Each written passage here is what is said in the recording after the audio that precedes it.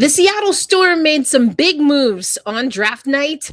And is this a sign of a future contender or a contender right now? Where exactly are the Seattle Storm? We'll talk about that and so much more on today's episode of Tempestade Talk, brought to you by Black Rosie Media.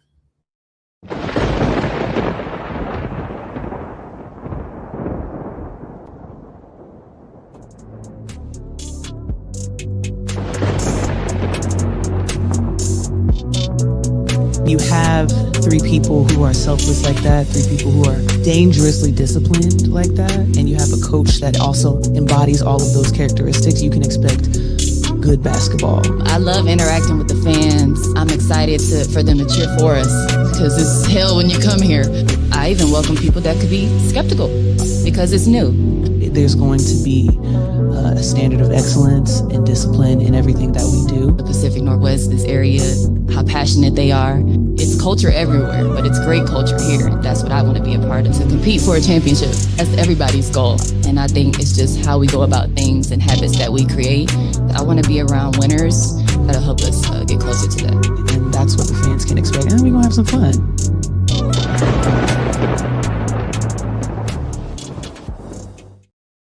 Lots has happened since we did that intro. Don't worry, we've got some new ones that we've got cooking up for you. But welcome to Tempestade Talk. We are keeping a local eye on the Seattle Storm. My name is Erica L. Ayala. I am your co-host alongside Roberta F. Rodriguez. And we're actually going to do something new this year, but we're going to start with something that is kind of old. But we are going to, Roberta, for those who don't know, is from Brazil, Portuguese, and always throws in like a little phrase here or there, which I absolutely love. We're going to start baking that into Tempestade Talk. But Roberta, for our second episode of this season and for this week, why don't we start with learning the word tempestade? Tempestade, yeah. So the word in Portuguese for storm is tempestade. The way you say it, the T is tem. The way that our M sounds in the middle of words, M or N, is very nasal. So tem. Dang. Tem. And then that's the first syllable. The second one is piss. So tempes. Tempes. Tempes. Tempes. And then that's one of the trickiest ones for non-Portuguese speakers, for people whose English is the first language. The A sounds like A, not O. So it's tempesta. It's very open. So tempesta. Ta. And the D has kind of like a J sound, so it's tempestade. Tempestade. Yeah. So we can say tempestade, but it doesn't sound very natural because the E does sound like E in Portuguese, but when we're talking fast, when it's in the middle of a sentence, it just comes out as E. I for us is E. So it comes out tempestade. Tempestade. There you are. Yeah. Okay. Erica has mastered the word tempestade over the years. And Tempestade. Yeah, tempestade. I love it. All right, everyone. So there you go. Now you know the origin story of the show. Tempestade, of course, meaning storm. So effectively, if you are an English speaker, native or otherwise, this is storm talk. Yeah, basically. I mean, it is the storm talk, a lot of storm talk. A lot of storm talk. Here we go. S3.E2 coming right out of the gate was on our was in the chat for our New York Liberty Gotta Get Up podcast. Brian, we are going to answer this. I promise, S3.E2, we are going to get to this. Are the Storm going to be bad? Well, let's hold off on that. I think by the end of this episode, and you won't have to wait long, we will get to that. But we go by quarters here. And in the first quarter, we got to talk about something that might have been not just good, but pretty dang good. Yeah. In the Seattle Storm acquiring Flau'jae Johnson without having to select her with the number 3 pick, Hoeta. Let's talk this through. So Yeah. first we know, right, the Seattle Storm had the 3rd pick overall, the 14th pick, and then they had, I think, the natural 16th pick, but traded that. Yeah. Okay. So with Golden State had the 16th, right? Oh, was it the other way? Okay, so No. It was the Storm selected at 16. Yep. okay. Yep. Okay. So with the number 3 pick, they did select Awa Fam. We'll talk about that. But then shocked everyone, including Kim Mulkey, who you know is a very expressive person.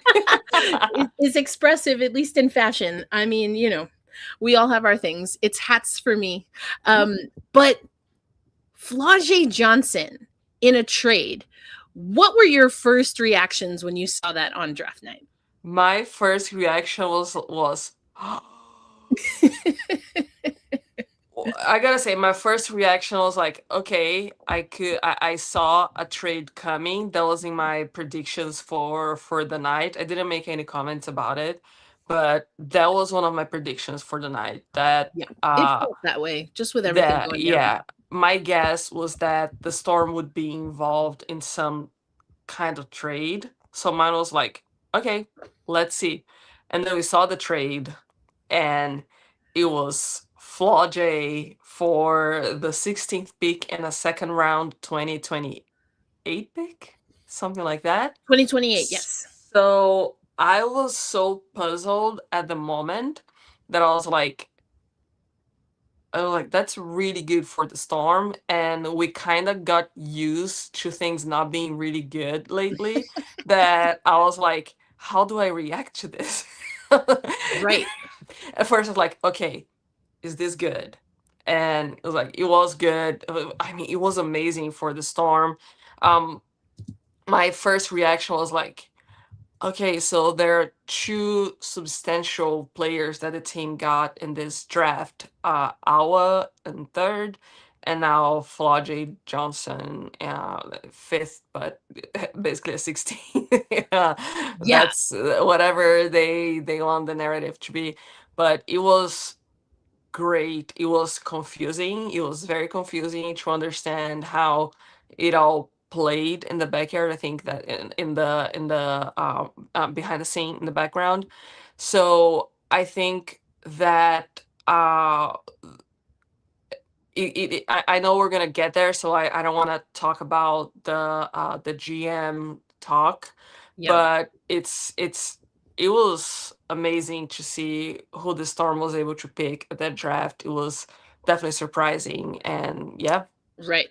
Yeah. So I have up here just the draft picks for maybe anyone that didn't watch the full draft. So we do know that it was indeed Ezzy Fudd that went first overall to Dallas. Not surprising to some extent, but also kind of surprising because I don't think Dallas really needs more guards, but we'll get into that, I'm sure, down the road. Olivia Miles went to Minnesota. Awa Fam to Seattle. Lauren Betts, Gabriela Jaquez, and Kiki Rice, 3 in a row, to Washington, Chicago, and Toronto. Iana Martin Carrion to Portland, and then Flau'jae Johnson at number 8 to Golden State. So as you can see here, the Seattle Storm would have picked and did pick 3rd, and then at 14. But Flau'jae Johnson at 8 was traded later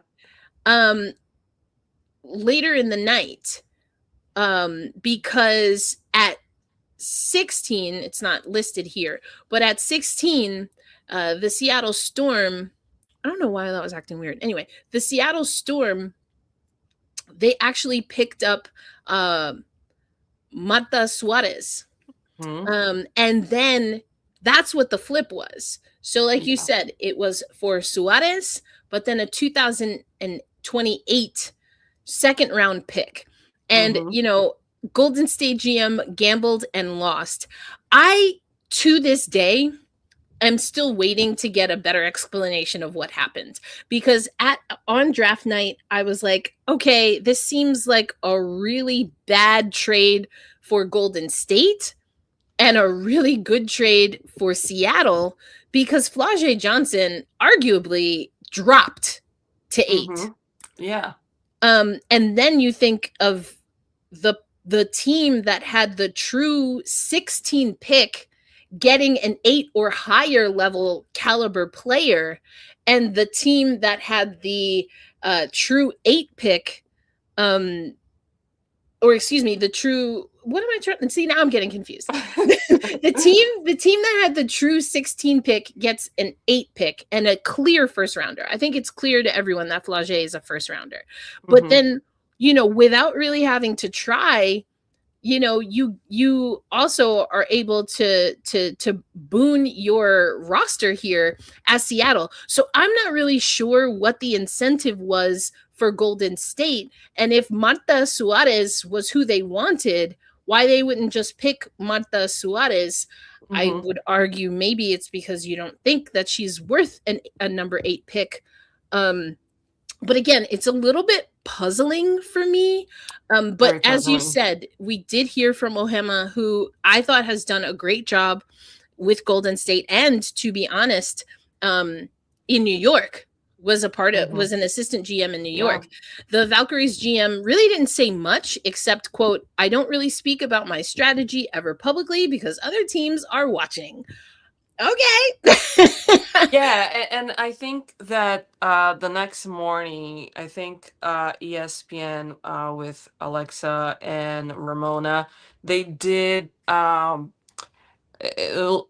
they did talk to Ohema. I don't know if I'm saying Ohema, and she said that the trade was something that they talked about in advance. Yes. And the Storm kind of like directed them to pick Flau'jae. So yes, it seems like they already knew that it was intentional. It wasn't something in the heat of the moment. They're like, oh no, made an oops.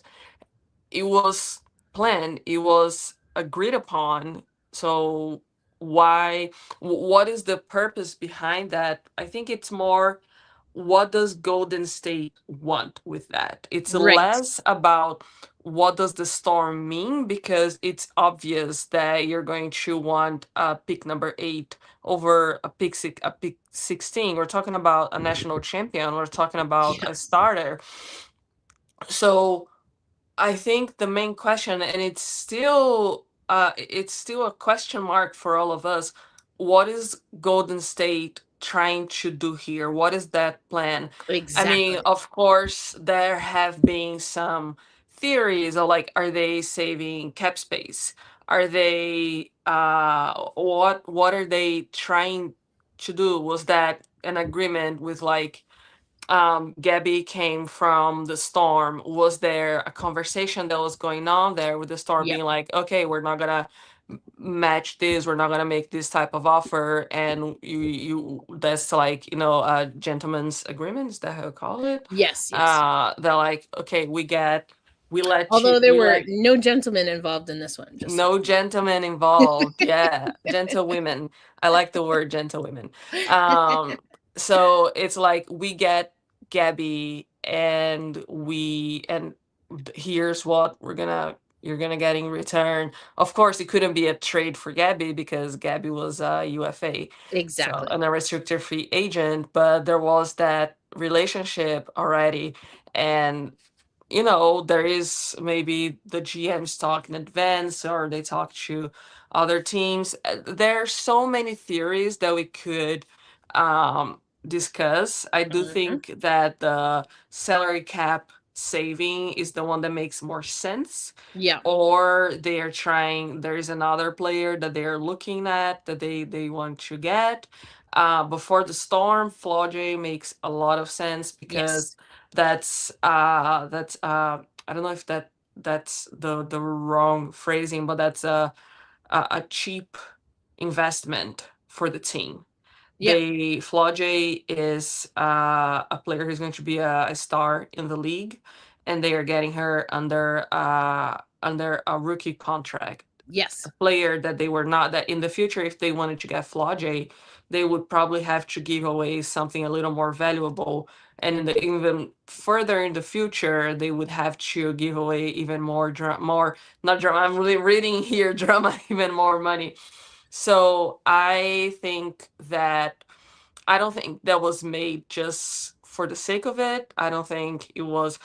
We saw what Golden State did last season. We saw what Ohema did with New York. I think that a person's reputation and history, that their body of work talks a lot for themselves. Yeah. So I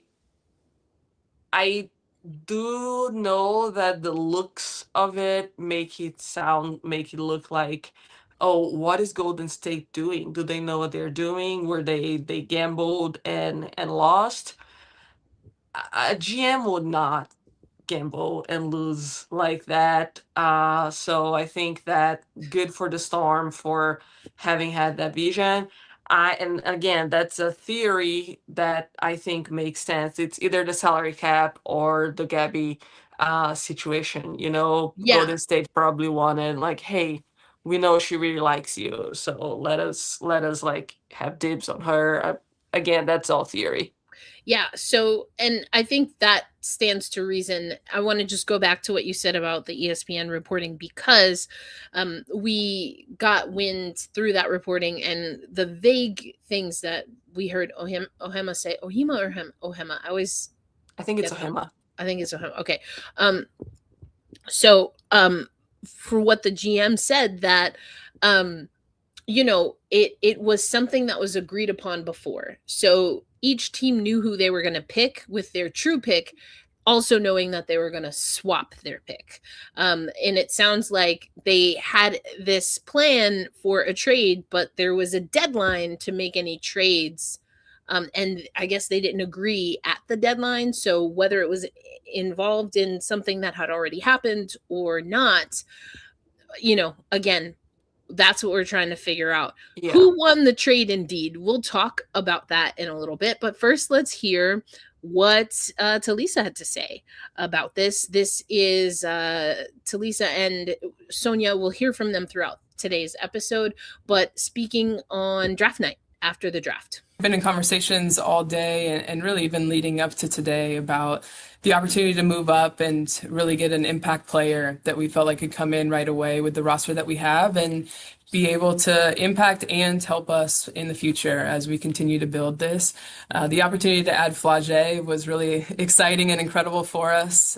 Didn't think that she would be available at that point. We had been in conversations, and so as we got closer to that pick, once it became a reality, just really excited. I think Flau'jae is a really dynamic, talented young player who's going to just impact on both ends of the court. She can score in multiple ways. She's a great defender, gets deflections, steals, going to be out in transition with our group. So we're really excited how she aligns and, helps us this year, but also is going to be a really important piece for us as we're building for the future.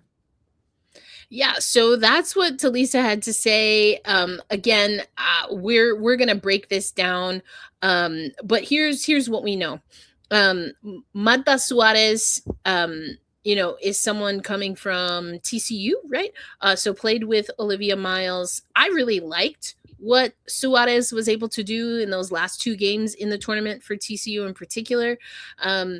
And is a great player, someone that in a few of my mock drafts for CBS Sports on our podcast and on CBS Sports HQ, I drafted. So it's a great player. GM Erica. Exactly. GM Ayala. GM Ayala. So something like that.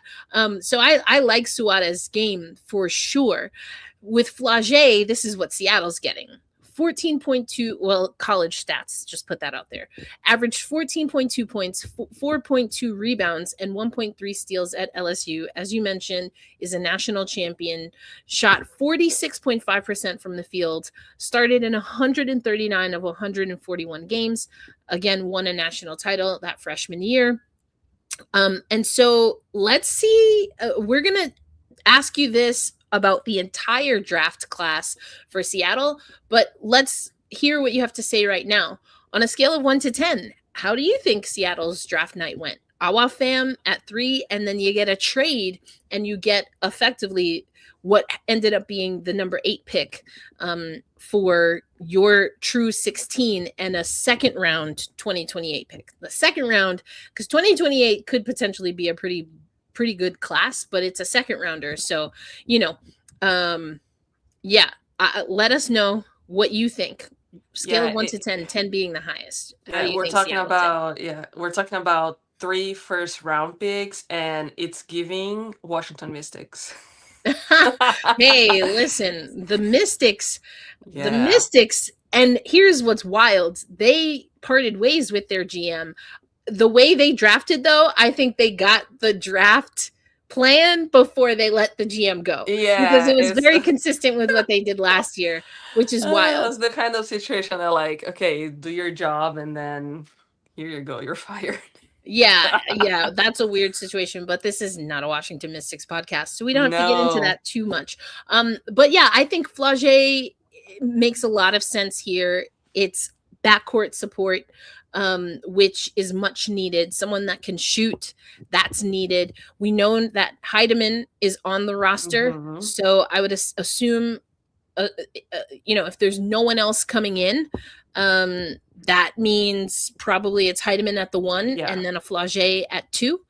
I think it's going to be really interesting because you know what my slogan was last year: when you have the number 2 pick, you play the number 2 pick. But here's the thing: they have the 2 pick, or the 3 pick, and now the 8 overall pick.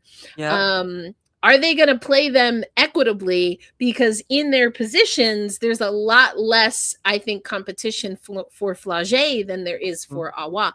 And you asked a question. We're going to get to that.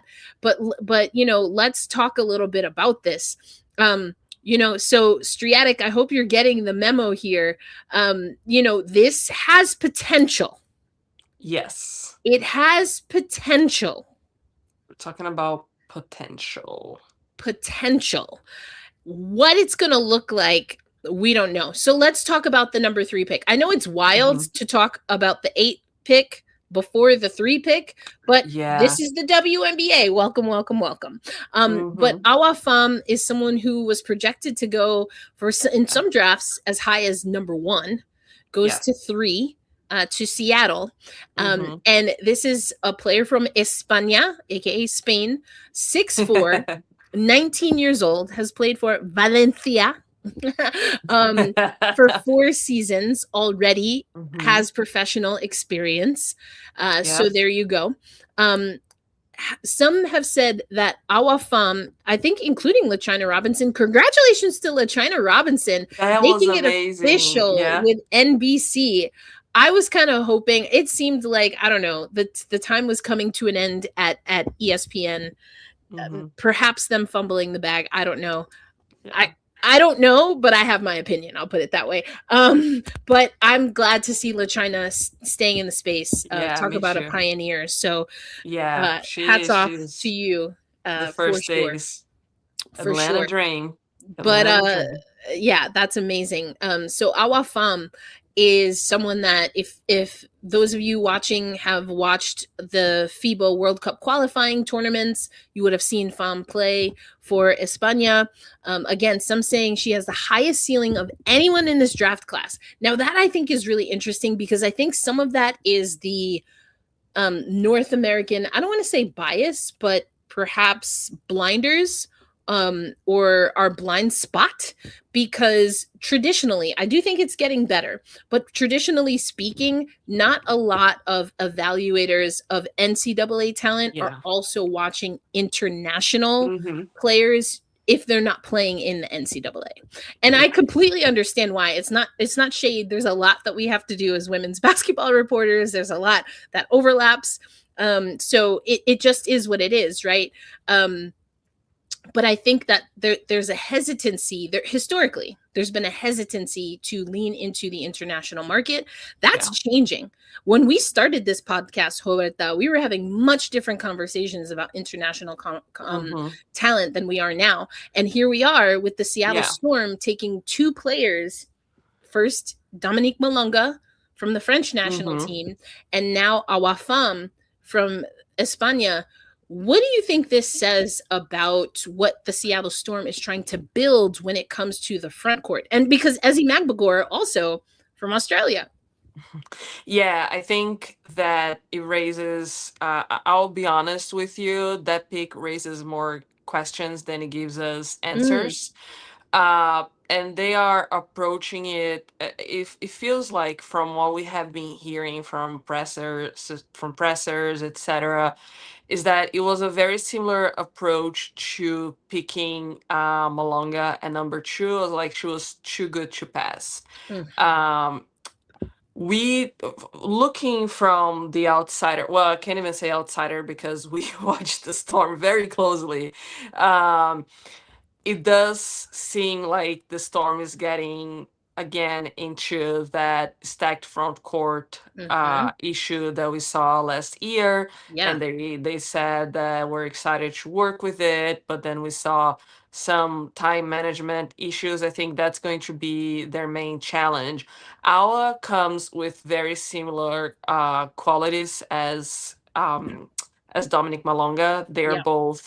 Yeah. Um, they both have professional experience from EuroLeague, EuroCup, national European tournaments. I think that Awa had to go back to Spain because Valencia is playing a tournament, which raises the question of what's going on with prioritization this year since training I camps have it so many start. questions. I did ask one of my sources who is very familiar with the international market, and they said that like no one knows what's up. So It's kind of like the reverse of what happened with charters. All of a sudden, yeah, one time at 1 second, charters were too expensive and had to go through the CBA, and then overnight, Kathy Engelbert was like, "Caitlin Clark's getting a charter for actually, her we for her have rookie money. year." I mean, maybe literally, I don't know, but that was a joke. I'm not saying it didn't happen that way, but that was also a joke. I cannot Yeah, corroborate if that's what happened.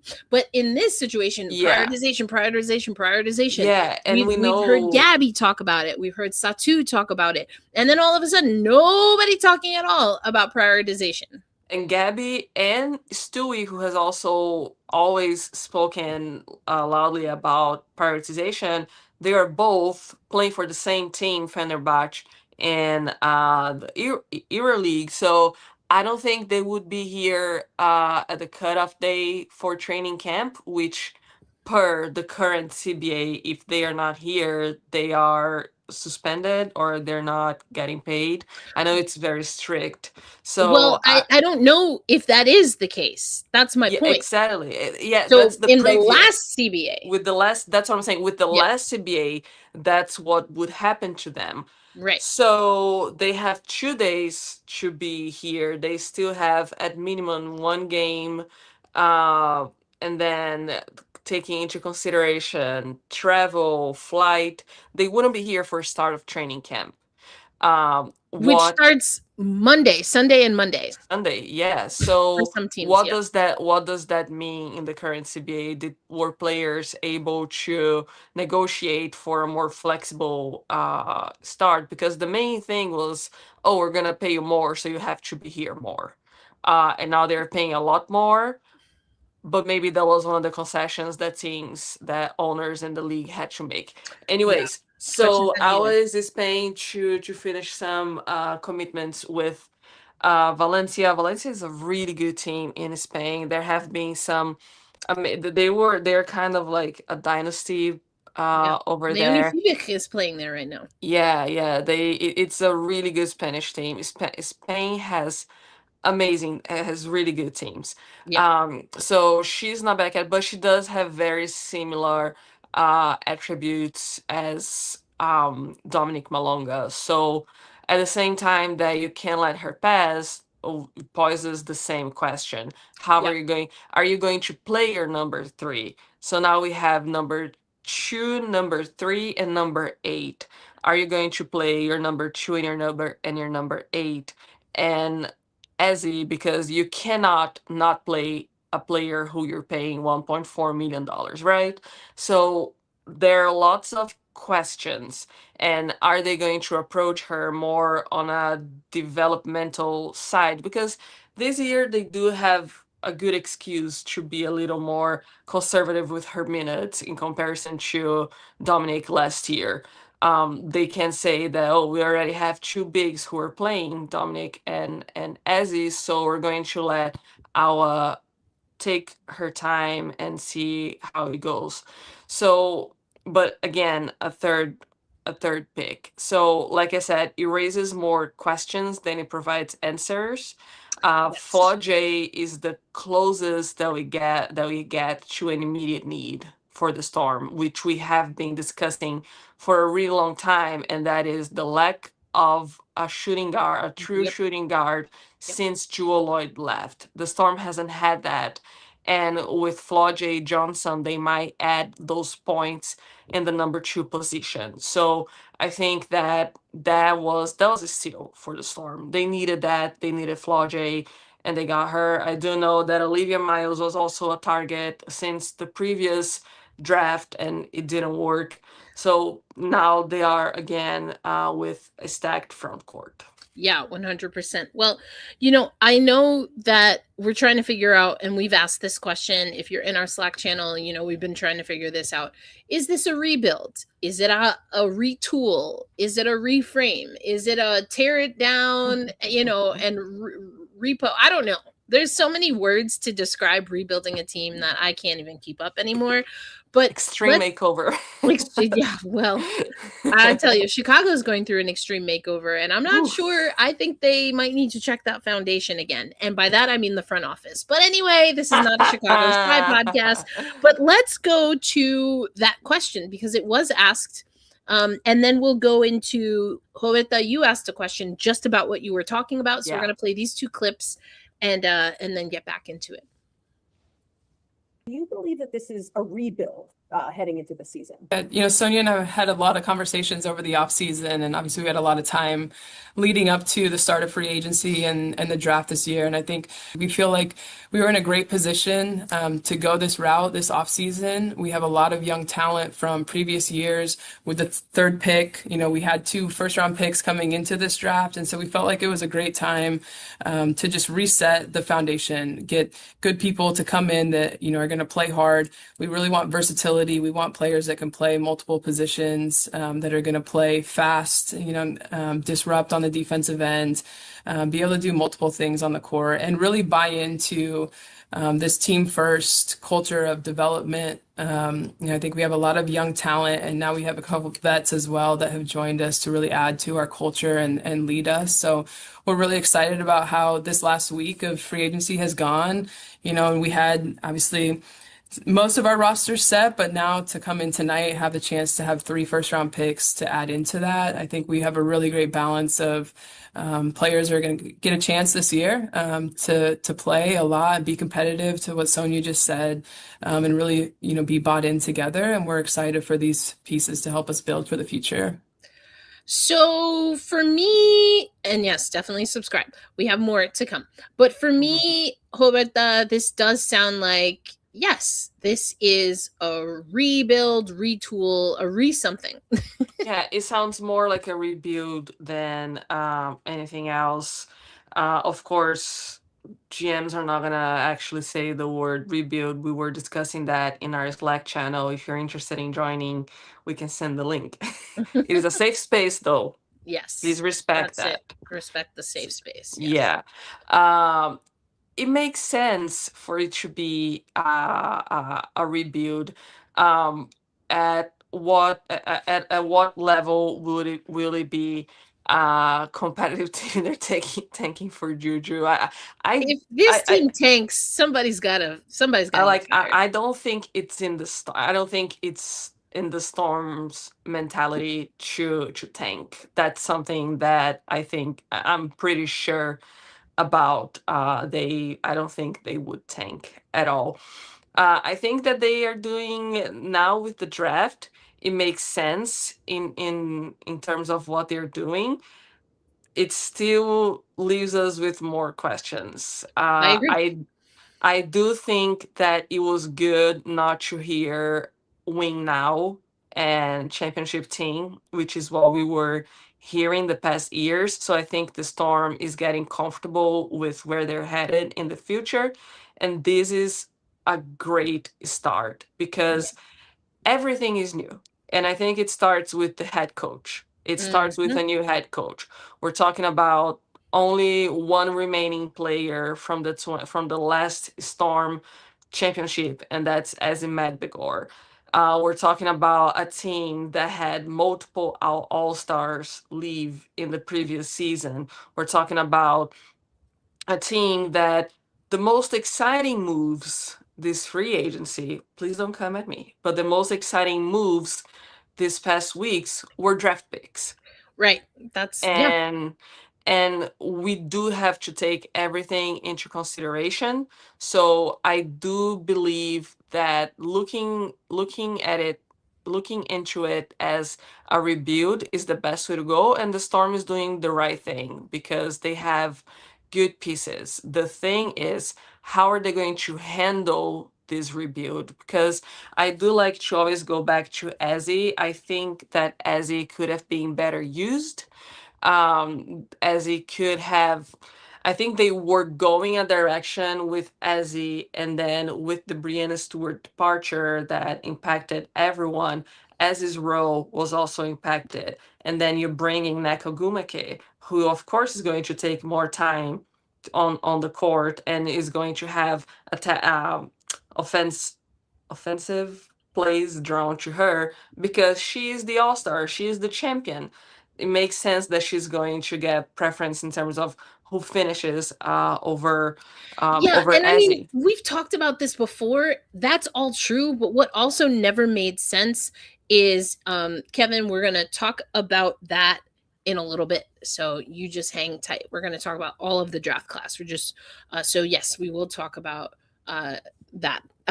So I think what's frustrating is, yes, Ezzy got lost in the sauce.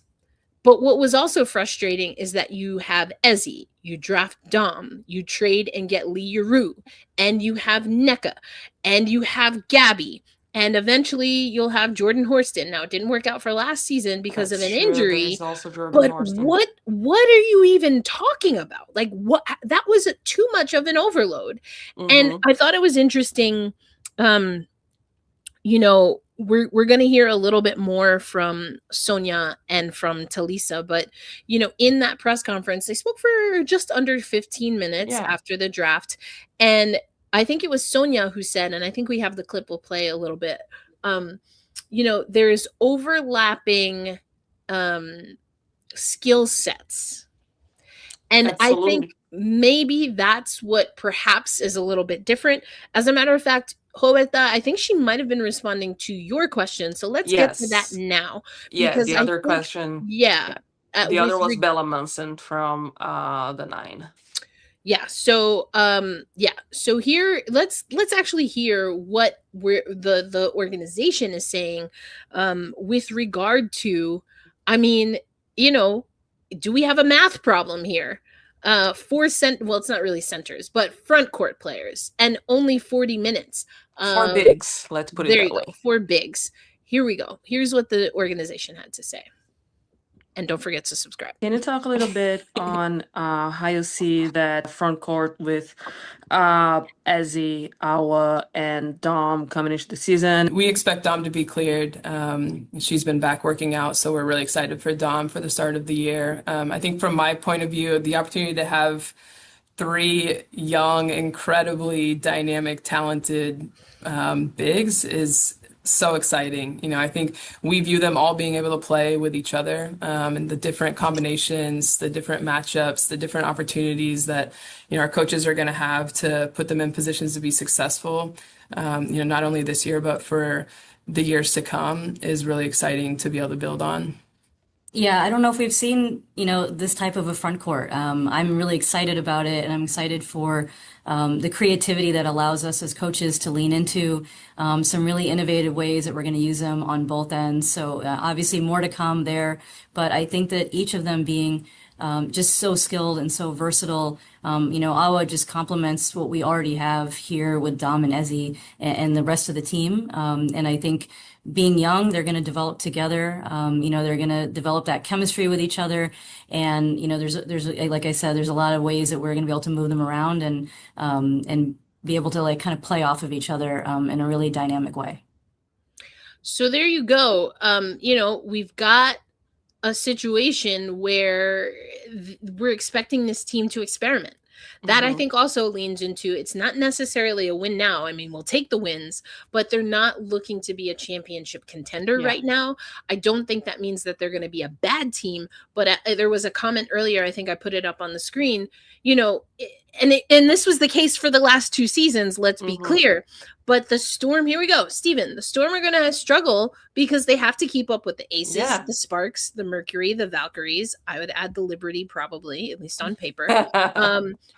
Because the Liberty, Sonia Rahman should know that it's not exactly the same because this is a young core, but the Liberty have the vision, I think, that Seattle wants for its future. Yeah. They have Brianna Stewart, Jonquel Jones, Satu Sabali, Leonie Fiebig, who is a long wing. Yeah, she. So I think that she's right in a sense that this has a lot of potential, but the potential is in them growing together. Yeah. But this model, not only does it exist, but it exists in really stellar teams. The team that I think I have been most concerned about when it comes to their front court, even though they're still contenders, is the Las Vegas Aces. But one of their front court players is A'ja Wilson. That's when you get less concerned. That's what takes the concern away. Because when you have A'ja Wilson, you're immediately a contender. Yeah, immediately. Not to mention, okay, so maybe your front court is not as big, but you have Chelsea Gray, you have Jackie Young. Like, it was cheap Kennedy code. Carter. Well, this year we'll have to see. Training camp. I could not agree with this more. I've said this before on this podcast. Ezzy was underdeveloped under Noelle Quinn, in my opinion. I think, yes, under Noelle Quinn, and I just think under the Storm organization overall. It was kind of wild. Again, if only Noelle tried to really use the bigs together last season. This is where the team is headed.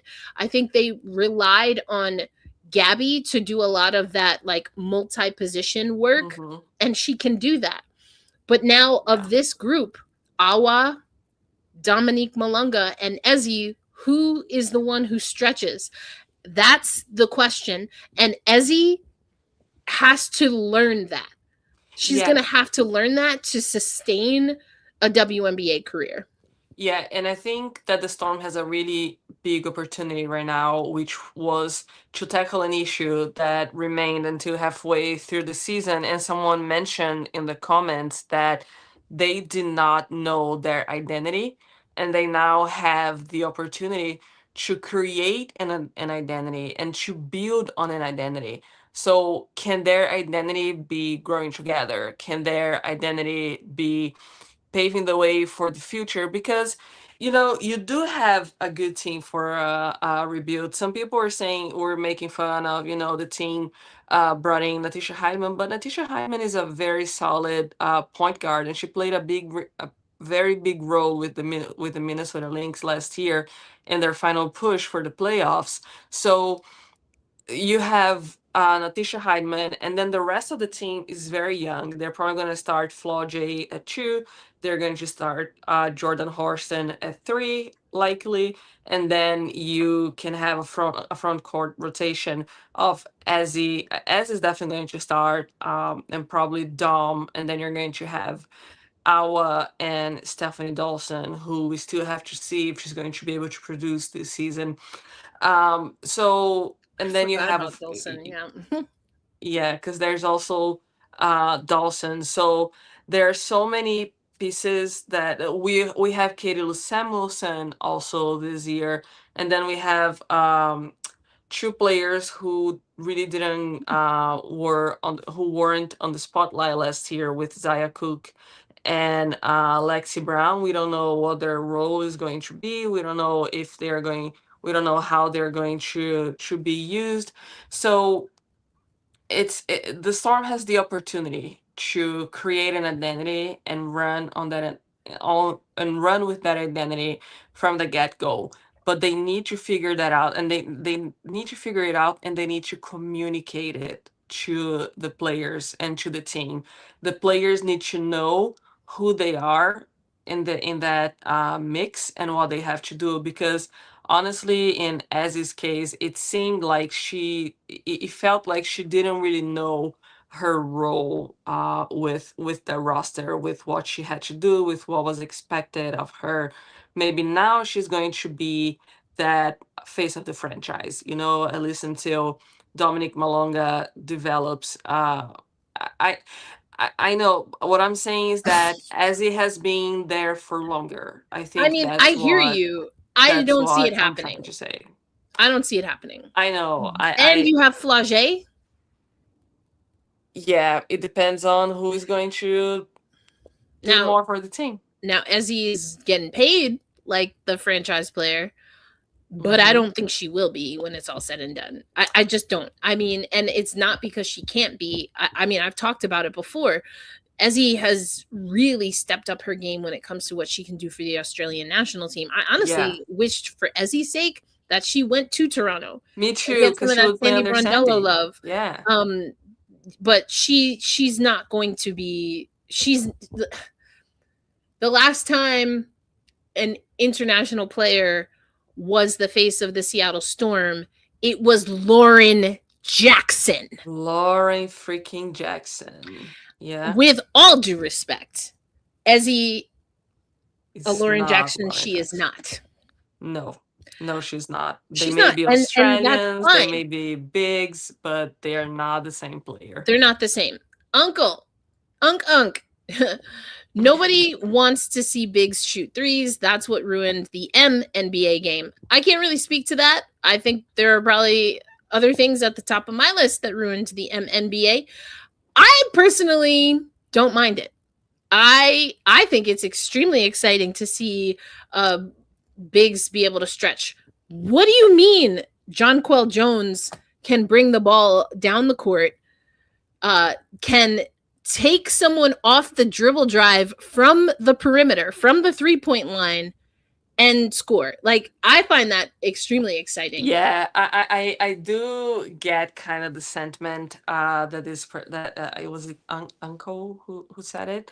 Uncle J.E. I do sometimes miss that big true center. That is, I do feel that in the American basketball culture, that is in extinction, and we don't see that a lot anymore. I do miss that, but I also know that in modern basketball and American basketball is not suitable for true centers and people who are centers only. But I do see the sentiment, and I think it's really cool. And I think that some Jack players also couldn't make free throws, so we don't need to compare Shaq. No, also, the NBA game is played above the rim, so this is like you're having an NBA conversation on a WNBA podcast. Like, that's like apples, oranges, square, circle. It's a different conversation, fam. Like, it's just different. I hear what you're saying, Huerta, but again, the women's game has never been played above the rim to that clip, although we do have Dominique Malonga.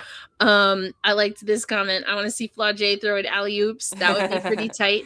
But I think the reason that and listen, can Jonquel Jones shoot from the perimeter? At one point, she had the best 3-point percentage. I think it was last season for the New York Liberty. So yes, she can do that. And do you want to take Jonquel Jones when she's got 2 feet in the paint? Nope, not at all. I'm not doing that. Mm-mm. I'm not doing that.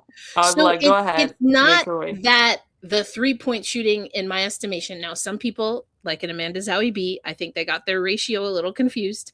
Amanda Zawi B loved shooting from the perimeter, did not like being in the paint. I think it's about balance. And if other people that you guard at your center position, at the 5 position, are shooting from the perimeter, it's not that you have to shoot from the perimeter all the time. You better be able to make something work, or at least be a threat, but anyway, so hello, Brandon. This is Tempestade Talk. Tempestade is the Portuguese word for storm. So this is a Storm Talk podcast. So we deep dive into the Seattle Storm, but of course we talk about things in the WNBA. But thank you for your question. And yes, this is our Seattle Storm specific podcast at Black Rosie Media. We also have a New York Liberty specific podcast called Gotta Get Up, a podcast for New York Liberty fans. So yes, we have 2 podcasts that do deeper dives into 2 specific teams. And often we do talk about things that are beyond those teams. But on this show in particular, we just did the WNBA draft. So we're going to talk about the Seattle Storm. Yes, especially because the Seattle Storm had a really big draft. Yeah, exactly. So, but thank you for the question. Fair question. In the off season, though, just to come back to this, we often talk about all of women's basketball, Unrivaled, Athletes Unlimited, NCAA, and then the off season. But yes, for today's show, yes, we will be talking about the Seattle Storm. But we had a question about one of the guards taken in the draft. So let's go back to Sonia and Talisa talking about Tanaya Mar. Yeah, knowing that we had traded our 16th pick, we knew that the 14th pick was going to be, the player of those 2 that was going to come into our roster. We felt like we needed depth still at the guard spot. Taina is, a really exciting player as well. She's really dynamic. She just is a great person, works hard, great culture addition for our group. She can score in a lot of ways. She had a great NCAA tournament, was playing really well at the end, and just you could see her confidence, how she was able to create for herself and others. So we felt like the opportunity to bring her in, what she adds to a roster that we have was really important, just to have additional depth. And we think she's a young player that we really believe in the future as well. Yeah, and you can see kind of a theme here. Like she's a high motor player, and she's, what struck me is just her competitiveness. She's going to find a way on both ends. She's going to get after it on defense. Really skilled playmaking guard, and so I think that's a really good fit for how we want to play. So there you go. And also, thank you for subscribing. We appreciate you subscribing. So yes, there you go. I think I was saying Taina Mar, Duke, defense, got a lot of heart, got a lot of sandpaper. I did see your comment from earlier, Striatic. I love my word sandpaper. I do think that this is a player that can bring that edge. No Erica Wheeler, no Gabby Williams. And Ezzy needs to find more sandpaper. I've said that for years about her game. I love her game. And when she taps into it, and she knows that, Ezzy knows that getting a little more ferocious is something that she has to do. Demanding the ball, taking the ball to the hoop. She's got to do a little bit more of that, because what she gives defensively is great. And she can perform offensively. I mean, she basically won Australia a bronze medal. If not for Ezzy and her 30-plus points, I think it was. I don't know if they get through that bronze medal game. And it's been a common topic when, in the past years, I think from Ezzy's very first year of her teammates being like, Ezzy, you need to bring your playing cards energy to your playing basketball energy, because she's very calm. And I feel that in the WNBA today, you need a little bit more of the sandpaper that that Erika mentioned. That's a phrase that I really like, and she does need that. Woohoo! Also, thank you everyone for joining us. We hit over 100 folks watching today. So thank you. We've got our regulars who come through. And so, okay, here we go. We've got Country Notary. That's one of my favorite handles. I'm not going to lie. Yeah. Uncle J.E., listen, you don't like 3-point shooting. That's cool, man. I don't know. I don't think the WNBA is going away from it anytime soon. No, not at all. I think we're going to stick with it. We've got paparazzi in the house. Ooh. Listen, Gabby Williams. Not, I don't know if I would technically consider her a part of the Sue Bird era, but I know what you mean as far as the UConn connection. I did think it was sad to see her leave Seattle, but that goes back to something that we've been talking about even throughout the last 2 seasons, and definitely in the offseason. Noelle Quinn was a big draw for a lot of players, and they got the vets that they did because of Quinn, and moving in a different direction, being further than they wanted to be from being a contender, not being able to get over the hump, and getting a new head coach. I think there were some people that just, players that is specifically, that were like, you know what? There's more money on the table. Yeah. I want to reevaluate things. And I think that's okay. So what is the actual plan? And I see Reginald comes through here. I just want to get through some other people. I want to recognize y'all. Brandon, we've got Liz, we've got Winsome. Let's go. Hey, Winsome, I'm with you. Adding skill to your bag is never going to be looked down upon in my book either, fam. I'm with you. I'm with you 100%. Yeah. And shooting is quite fundamental to basketball, I would say. Exactly. Yeah.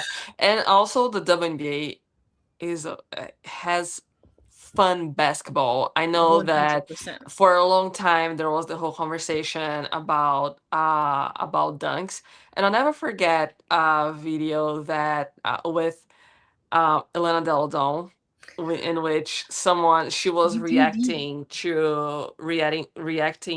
to tweets, and there was one that said, "Oh, it's just that the WNBA is lacking some pizzazz," and she just goes, "Pizzazz? You're saying that because we don't dunk, right? That's why you're saying that." And yes, we do have players who dunk. Dominique Brittany Malonga. Griner dunk. Dominique Malonga is one. Lisa Leslie, the first ever. Yeah, Lisa Leslie was the first, and now we have Dominique Malonga who can dunk, and there are other players too, but that's not about it. I think that the women's game is. I personally don't watch the MNBA, and I'm not even excited to watch it. I do find the WNBA much more exciting than the MNBA, but that being said, I think that the 14th pick for the Storm was a great addition and someone that they needed. They needed a guard, and they already have Natisha Heidman, and I don't know if they're bringing someone else. So that is a player who's going to do exactly what Talisa said. She's going to add to the depth of guards that the team has needed for a really long time. So that's the right direction. Yeah, I agree.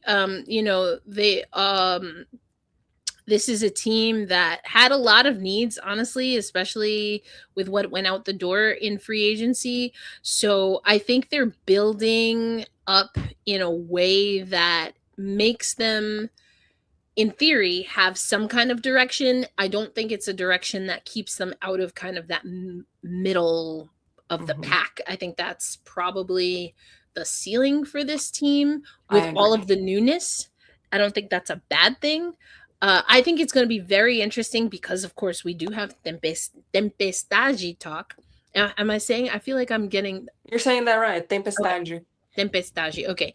Tempestade Talk, but we also have Got to Get Up. So, of course, we compare the teams naturally. I think it's going to be interesting to see in 3 years.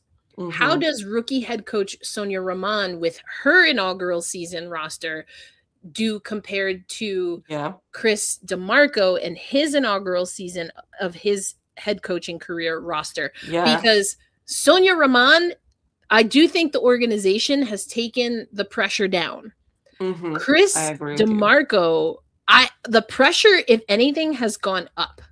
Yeah, because of the roster and because of the way that it was constructed. And the Storm roster today is being constructed to match Sonia Rahman, right? She's getting to a new team.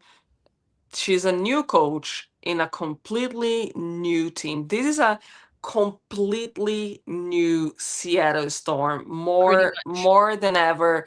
And it really had, and it's not only new in terms of new pieces, but we brought in the Storm brought in last year Neko Gumake, Mhm. Skylar Diggins, players who have a very solid WNBA career Yep. and whose teams they join become their identity. Mm. Now the Storm is rebuilding that Storm identity. The team is not based on a player, it's being built as a team. So we do have Flau'jae who is someone who has a big following, who is someone who might be the face of the face of the franchise in the future.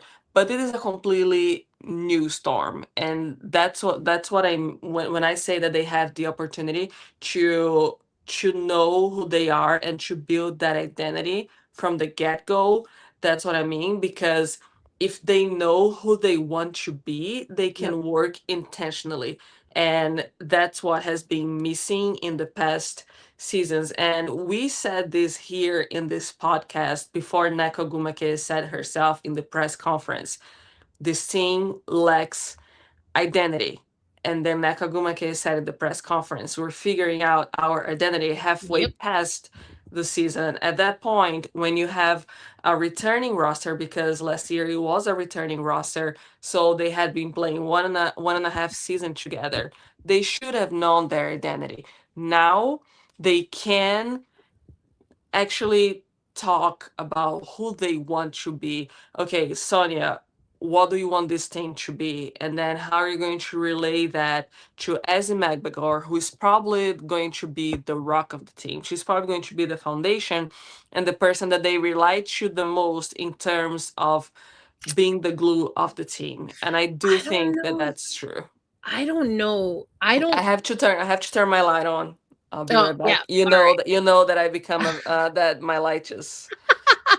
I'll take you off the screen, but you asked for it this time. But I don't know, fam. Let us know in the chat. Do you think they're building around Ezzy Magbagor? I will be honest, I don't even think that's what's happening this year. Yes, I know it sounds a little ridiculous to say because she was the cord player, but it didn't really seem like there was anyone else there literally was no one else available to core.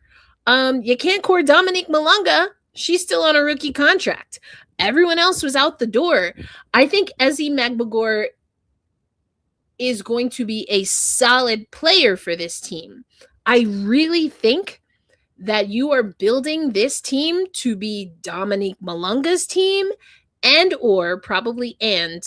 Flau'jae Johnson's team. That's really what I think is going on here. I just don't think we can reliably say with how Ezzy has been utilized and how Ezzy has performed that she is the prime candidate. I don't think it's a lock. I don't think it's a you toss the keys and no more questions asked. Like, this is not a situation where you have A'ja Wilson, who's a great NCAA player who is tossed the keys by Bill Laimbeer, and then she becomes the A'ja Wilson, who's now the highest paid player in a 3-year span and the only ever 4-time MVP. I don't see that happening for Ezzy. Could that happen for Dom? Maybe. Could that happen for Flage?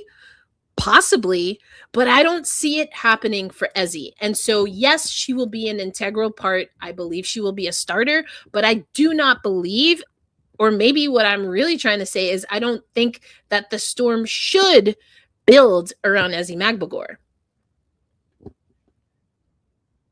Whoop, you're muted. I didn't do that. You got to unmute it. Oh, I It censored wasn't my myself. fault. It wasn't my fault, Moni, when you watch this.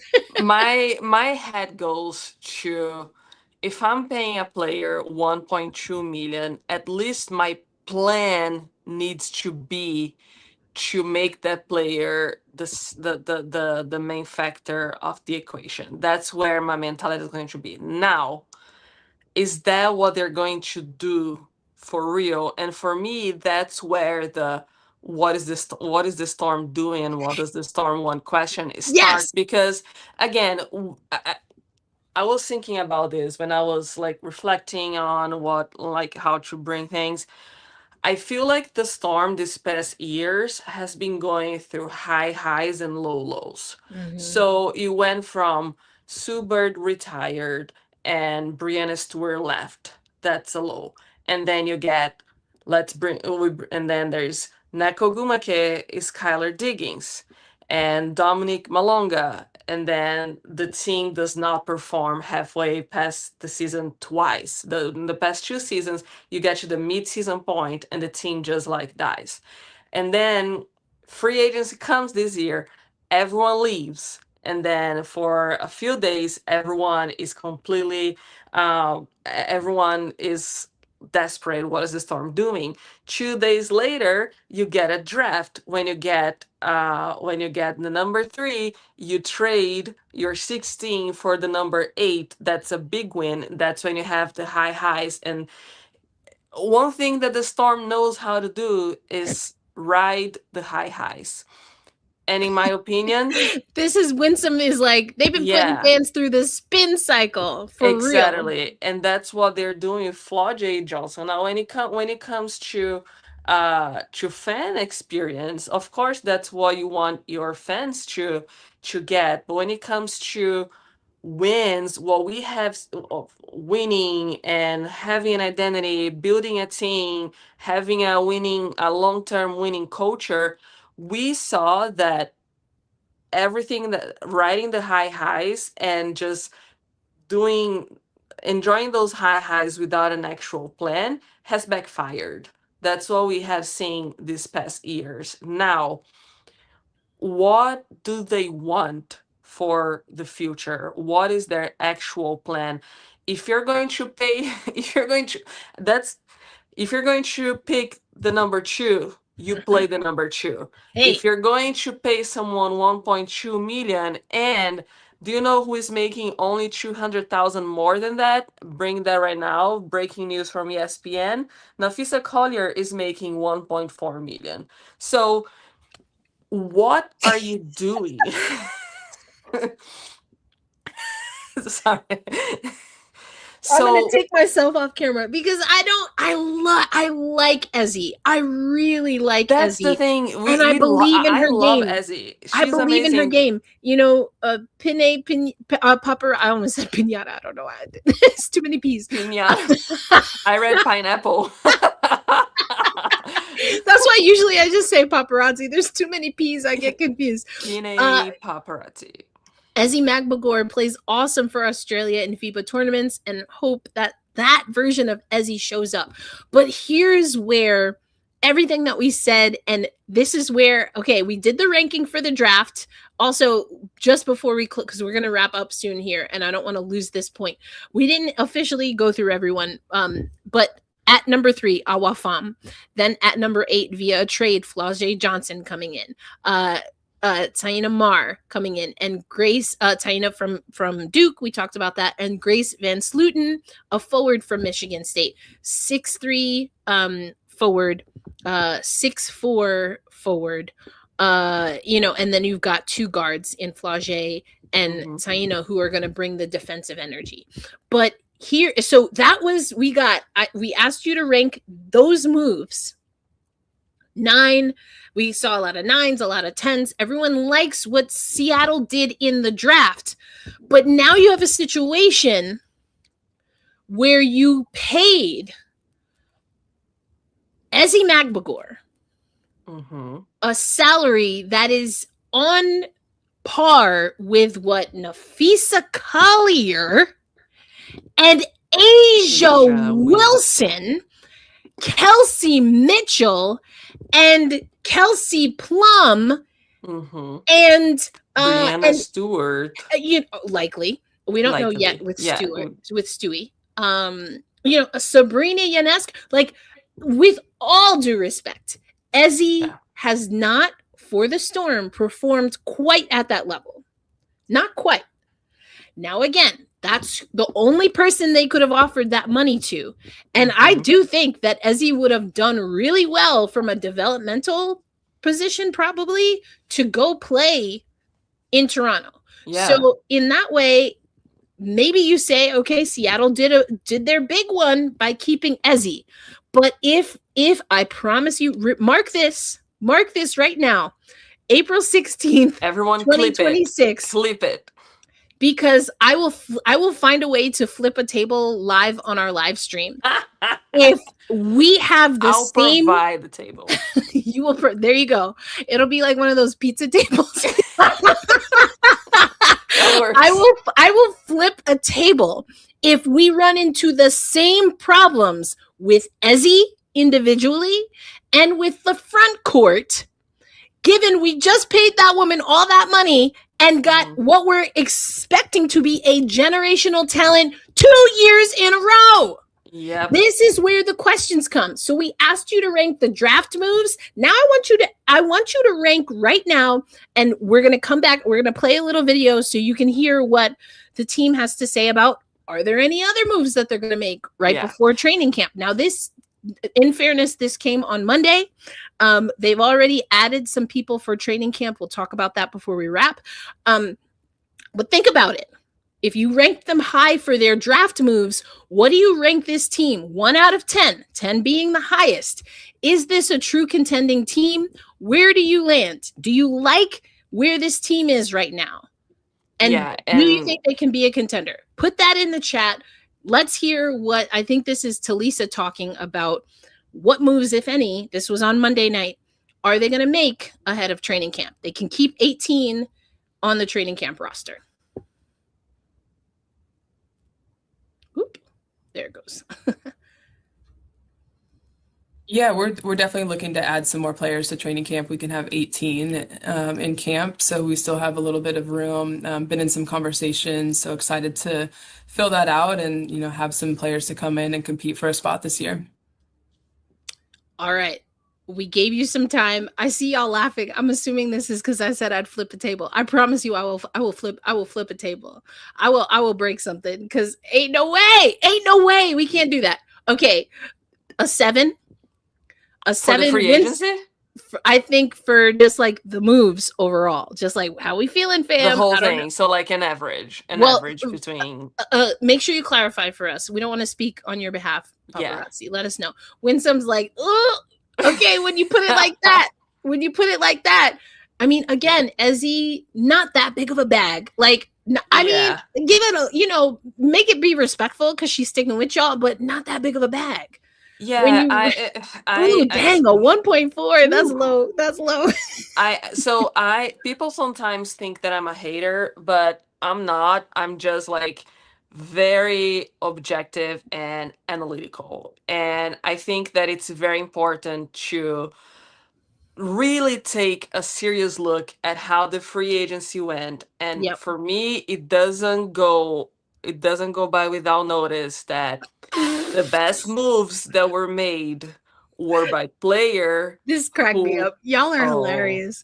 Not Ezzy worth a Coach bag, not a Hermes bag. So the best moves and the most exciting moves by the team were draft moves. Not team is raw at the moment, but needs some seasoning. Okay, you ain't wrong about that. Yeah, we're gonna let it marinate. Okay, we're gonna let it marinate. We putting it back in the refrigerator with a little spice, little marinade. We'll see what happens. Yeah. So I think that I say that. So they are riding a pretty big high now. Yeah. I'm not really big on Kool-Aid. I have diabetes. I can't drink Kool-Aid. So diabetes. I'm not really big on Kool-Aid. I have diabetes. So like I am built to not drink the Kool-Aid. So I think that the Storm has more to prove than they have more to prove than we have to trust them right now. And the thing with being media is that everything can turn against you, and maybe talking to them, and then people are gonna be like, look what you said. But really take a look at free agency, the players who left, the players who came in, and then the most exciting moves that were draft picks that like player didn't choose to come here, they were chosen to come here. And I say here because I am in Seattle. So I think that it's the time to be cautiously optimistic. I If we're think going to have that's to fair. put, the draft put the Storm in a position to make fans and media cautiously optimistic. Before that, it was not pessimistic. It was, I think there will be like, what's the word when you don't believe, but you like, Pessimistic. not pessimistic, something in the middle, something between pessimistic and optimistic. But I feel that now the Yeah, I Storm think you has said it like entered cautiously. that. I like what you said, Yeah. like cautiously Yeah, the optimistic. Storm has entered that cautiously optimistic moment of their off season and free agency. I do still think Natisha Heidman is an amazing. Oh, skeptical. Heidman Yes, is probably skeptical. Maybe. skeptical. There That's you the word go. that I was looking for. Yes, Skeptical. That is skeptical. also There you go. refers to Thanks, how I Winsome. see. We got it. Teamwork. Yeah, the way I felt about the Storm before draft is the same way I feel about religion. So that's totally true. Well, good thing you don't make the Storm your religion. Listen, Yeah. okay, I did want to get to this comment because I think this is, oh, sorry, this comment. Although I did put I put that comment up earlier. Steven's comment, in my opinion, quote, taking care of Ezzy represents an ethos or value of the Storm, a nod to history and legacy of the franchise. They take care of their own. And yes, I do think that this is that move. I do want to put like a little tiny blip of an asterisk, because if this rebuild in 3 years is off to a rocky start, if we don't find a way to get Ezzy to more consistently play like the Australian Ezzy, Yeah. then that's going to come under scrutiny and question. It's not a problem now, but it could be, and they have to figure out this. Now, I did listen, y'all. I know the comments done fixed it, but I did see this. Y'all forgetting she being Ezzy won us a championship. She was in a championship team. It's different than someone winning a championship for you. Now, if you want to say Ezzy won Australia a bronze medal, yes, I'm gonna give you that. I was there in Paris. She did that. We did not forget that championship because we mentioned it here today. She's the last piece of that championship team. That's correct. That remained. Though, let's not forget Brianna Stewart, Jewel Lloyd, and Sue Bird. I was like, come on now. I didn't forget she was on the championship team. Yeah. But I didn't ever know. I didn't forget. I didn't ever know. This is news to me. Ezzy won a championship for the Seattle Storm, like on her back. She was on the championship team. And again, this is not. And the comment, if you can put that comment back on the screen, Steven, Erica, about the ethos of the Storm. I was with Aaron Levine on Fox 13 this week, and he asked me exactly that. Does Ezzy deserve that 1.2 million? I said, in terms of basketball, she's not there yet. She's far from being at the 1.2 million, especially when you compare what the other players. And I said it exactly that. I think the Storm is rewarding her for staying. The Storm is rewarding her loyalty. And I've reported this. I've mentioned that there wasn't. Let's go back actually before that. Remember that during the exit interviews, what did Ezzy say, Erica? She said she wanted to test. Is that what you mean? She wanted to test free agency. She wanted to test free agency, and the Storm had to do some convincing to keep her in Seattle. So I think they did have to open the bag. I think that's what the Storm had to do because everyone else left. Yeah. Everyone else left. Ezzy said that she wanted to try free agency, and she was interested in leaving, in potentially leaving the Storm. There were talks of a trade in behind the scenes.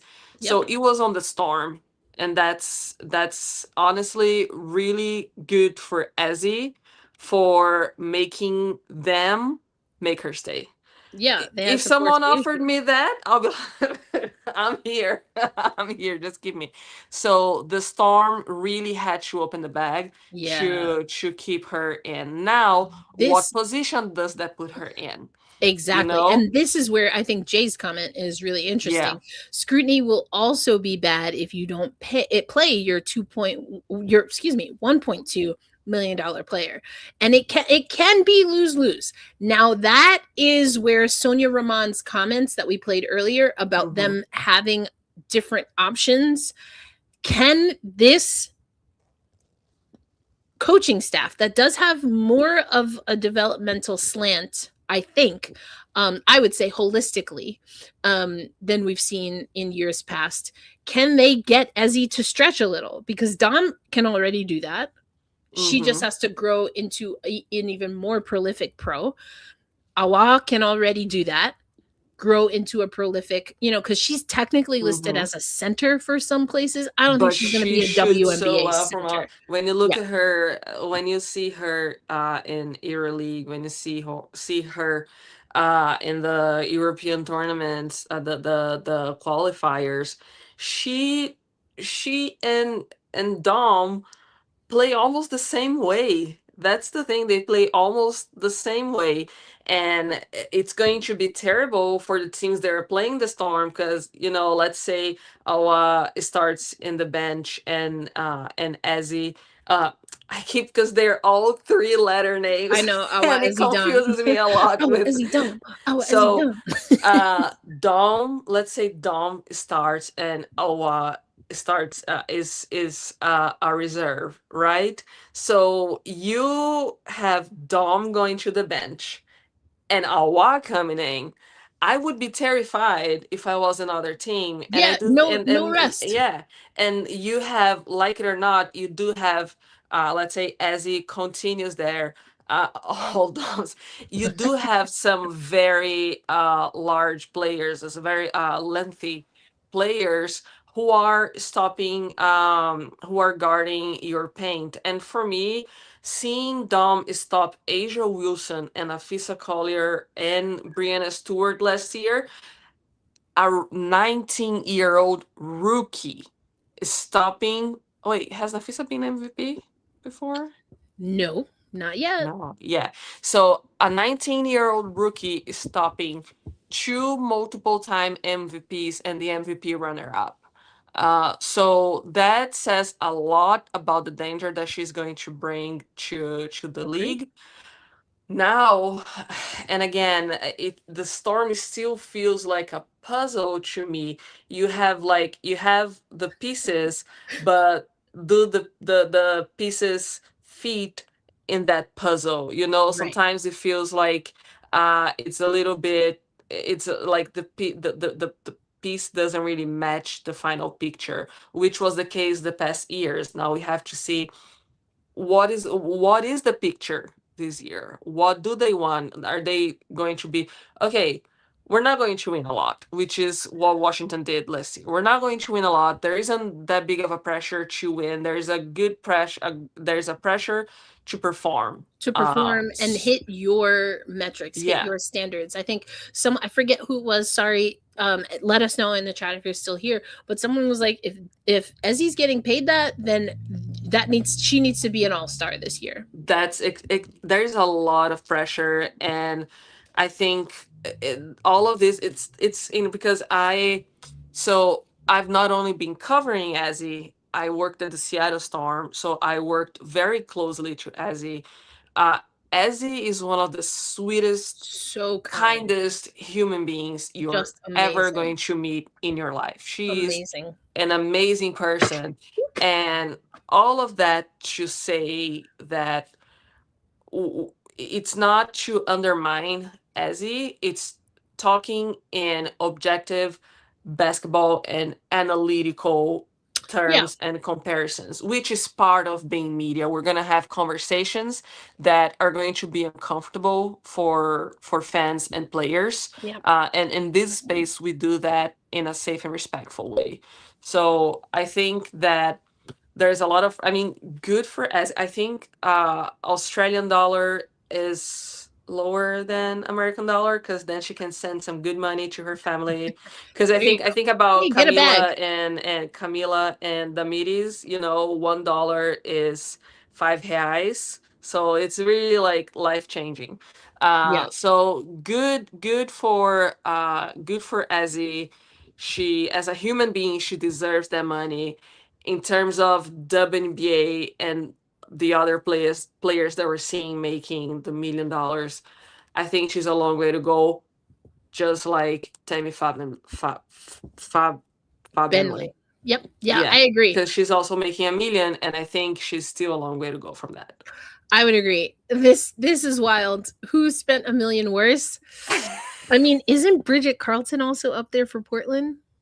Oh. Mm. And Jess Shepard, I think. Yeah. Oh, Erica, we might have maybe some like Portland crossover We episodes. might have to. We got to hold it down. I'm gonna try to go to their first game because it's gonna be Chicago and it's Camila, so I want to go watch her. Yeah, Jess Shepard, and I will say this. I mean, I'm sorry to throw people under the bag. Well, maybe under this bag. I'm sorry to throw people under the bag, under the money bag. The I do know the term is under the bus, but we're gonna keep it because I made Under the bag, I kind of yeah. like it. Yeah. I'm not gonna throw nobody under the bag, but I am. I will say it this way: Ezzy making what she's making, comparatives to some of the other names that I just dropped, I think the Seattle Storm should feel confident and comfortable in that. Comparative. Now, there are some other people who, if they could make more, they would. Let's just keep it a buck. If A'ja Wilson could make $5 million in one season, I believe the Aces would pay her $5 million, and that's probably still not enough. Mark Davis would take it off his He'd be own like, bank you know account what? to pay exactly. A'ja He's like, Wilson $5 I cut my own hair. You ain't got to worry about it. Yeah, I'm trying to find. I think Courtney Williams is close to Temmie, that. someone's Liz said I'd throw Temmie into, throw her under the bag. Temmie under the bag, Jess under the bag. Courtney Williams is at 1.2 million. You know, okay. I gotta think about that. I gotta think about it. Yeah, because I remember, because people were making fun. Now, yeah. Striatic. Okay, What this is does for that our mean? hockey. What This is is for our Chandler hockey. Stephenson? This is for our hockey people, because Striatic knows I spent several years covering the Seattle Kraken. Also, actually, Striatic, I'm glad you're still here, because I've been dying to say this. I've been away from the Kraken as far as content, but not away as far as eyeballs. Didn't I tell you? You can get a new head coach, but the front office problems are still the front office problems. The Seattle Kraken are not going to the playoffs once again. I just had to get that off my chest because I've been thinking about it. Anyway, Chandler Is Stevenson. that a Seattle team problem? I do a lot of comps. Anyone who watches all of my content knows that I make a lot of Seattle comps, and I hate that I have to do it. And for every single Seattle team I've ever covered, Chandler Stevenson won a championship with Vegas. Yes, with Vegas. Came to the Seattle Kraken in free agency as a center. Now, the center position in hockey is pretty important. They're kind of like a hybrid between, I'd say, probably a point guard and also like a really impactful small forward, in that they have very important defensive and offensive responsibilities, right? Chandler Stevenson made buku money and was putting up doo-doo numbers. Buku money. Okay, I see. Numbers. Okay. So that's why Striatic is asking. You know you're wrong for that, Striatic. I did explain it because I thought that was funny, but just I don't think that she will be that bad with regard to the salary versus the performance. It's not quite Chandler Stevenson level. Maybe like if we're going to do another Seattle comp, I think Montour I think Montour was worth the money. That's probably not a good. I got to think about it. Not quite Stevenson level, but I understand why you asked because of how we've been talking about it. Yeah, But buku money for poo-poo numbers. That's basically what Chandler Stevenson was. Yeah, because the Storm signed Ezzy for that amount. They know who Ezzy is as a player. It's not like they don't know. So they're going, there is a lot of pressure, but both sides agreed to it, and it's really going to be interesting to see. And that's the thing that I'm not a hater, I'm just very objective.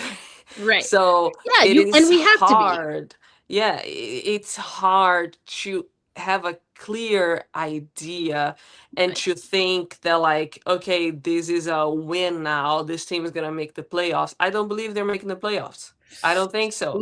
Especially when you put against. I think the Sky are gonna make the playoffs. I don't think the Storm are gonna make the playoffs. Okay, listen, we're doing this next week at some point for Gotta Get Up. So we're gonna do it for Tempestade Talk this year as well. For Tempestade Talk. That's what it is. Tempestade Talk. I'm saying it more. So the emphasis is on the ta. Tempestade. Tempestade Talk. Tempestade. Tempestade. Oh, perfect. Spanish, that's perfect. Tempestade. Because in Spanish we would say tempestad. So it's just I gotta get. I was like, I feel like it's close, but not exactly. Okay. Anyway, I'm gonna practice, and we have another. I want to ask you another saying before we close. But see, now I done forgot what I was gonna say. No, you said that there's something that you were doing for Gotta Get Up that you wanted to do for. Yes, thank you. So we did this last year on Gotta Get Up, and Brian and I had a lot of fun doing it. We're gonna rank all now 15 teams. We're gonna do like a contender versus pretender. Who do we think is clearly in the contenders? I remember that. Yes. Who do we think is like close, is elite, but maybe not like championship level, and then who's like absolute pretender, who's like not making it. So we're gonna do that. Okay.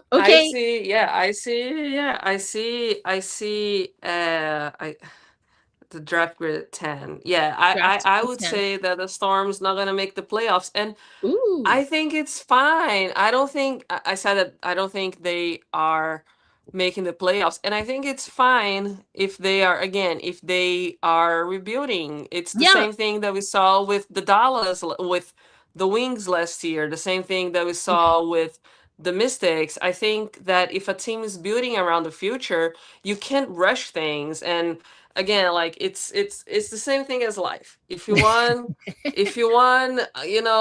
long-term success, if you want this and that, you have to lose in the beginning. You have to. You're gonna lose until you win. They did miss out on the playoffs. I think Asia's maybe first year, but then anyway. But yes, I hear what you're saying, and I do think that this will be a team that at least will be real about who they are. But this is a phrase that I think we're going to start using. I'm going to say it in English and then have our good friend here, Horeta, translate in Portuguese. But let's just say the Storm, as in the Seattle Storm, is just beginning. How would you say that in Portuguese? É só o começo. É só o começo? É só o começo. Eles estão só começando. We can say é só o começo. It's just the start. It's just the start. It's just the start. It's the returning over a new leaf. É só o começo. So thank you for joining us here on Tempestade Talk. Oh, did I said something? No. It's because I thought of the I was like, don't tell me I said something inappropriate. No. I was gonna start singing the Miley Cyrus song. It's not about how fast I get there. It's the climb. It's the climb. There you go. Yep. All right. Listen, we're gonna do this next week. I already see some people in the chat. What is the over under 500? Some folks are taking the under. We'll talk about it on the next episode of Tempestade Talk. Thank you so much for joining us on behalf of Roberta Rodriguez, Erica L. Ayala here. And listen, training camp starts for all teams this weekend, and we will have Joeta on the boots on the ground in Seattle, and we'll have Brian Florentin, and I might actually also be at training camp, boots on the ground in New York. So make sure you stay tuned. And for those people who want our thoughts on all of the WNBA and women's basketball, subscribe to our newsletter. Women's Basketball Roundup. We usually just say WBB Roundup. That is a twice weekly newsletter. Comes straight to your inbox. No off season. So you're going to want to make sure you tap in there. Yeah. This Monday, I'm going to be at the Seattle Storm Media Day. Woohoo! So there's going to be a lot to talk about. I'm definitely going to do a post media day video for Black Rosie Media, Black Rosie Media's social channels with what we heard from players. So yeah, stay tuned. Follow Black Rosie Media. Follow all of us. And we're gonna have a lot of cool stuff. Yes, we speak Portuguese, not Spanish. Portuguese. Yes, Portuguese. Thank you so much. We appreciate you, especially those who come back week after week. For anyone who this was your first time, hey, we have a good time. And Loretta did get taken off the screen, but that was because we had to do a light adjustment. That was my doing. Every once in a while, I'll kick her off. Today? So let's talk about the Indiana Fever. See, here we go. All right, time to go. Good night, everybody. Thanks again for tuning in. We'll catch you next week. We are expecting to be on Thursday next week. I do have some family stuff, so we will let you know if that changes, but make sure you're following us on Black Rosie Media. But before Joeta starts talking her mess, we're going to get out of here. I like the mess. I like the drama. Peace out, everybody. Thank you.